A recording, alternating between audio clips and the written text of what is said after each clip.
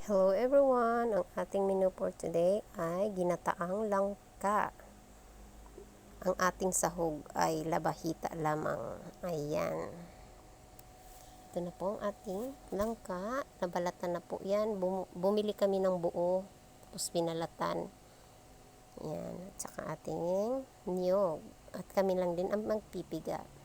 Ayan lang ha. Tipid-tipid tayo ngayon. Labahita lang ang ating sahog. Kailangan tipid ngayon ang ating sahog. Walang magarbong sahog today's video. Ayan na po ang ating sangkap. Ayan, pinalambot na natin ang ating langka. Yan, palambutin muna natin. Then after nyan, nagpipiga na tayo. Yung unang pinakapiga, unang piga ay itatabi natin. Yung pangalawa, yun na yung isasabaw natin pagka lumambot na yung langka, itatapon yung water. Yung pinakapangalawang piga natin sa ating nyog, ayun na yung pangsabaw.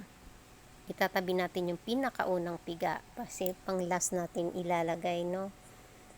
Pang last na ilagay sa ating langka. Bago hanguin ay yun ang ilalagay natin. Ayan na siya, yung pangalawang piga na yan. Habang nagpapakulo tayo, nagpapalambot tayo sa ating langka ay ayun na po. Ayan na ang ating unang piga. So ayan na po, malambot na.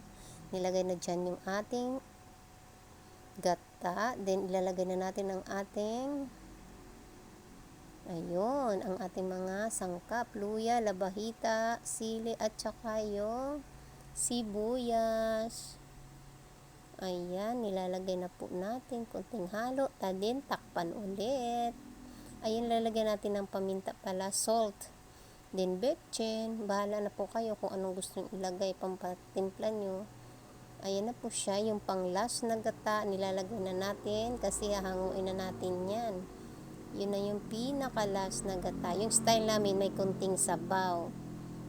Kasi sa probinsya namin may style ganyan. Dito sa Maynila, walang sabaw gaano. So, ayan na nga. Tapos na po yan. Isasali na natin. Ayan na siya.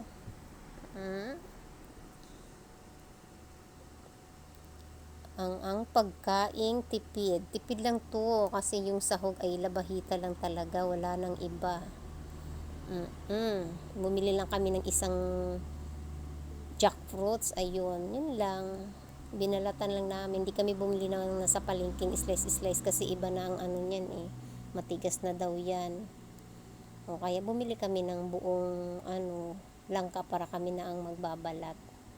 Ganun lang po. Yan na po ang ating menu. Sana ay nagustuhan yung aking menu ngayong araw na to. See you on my next video everyone.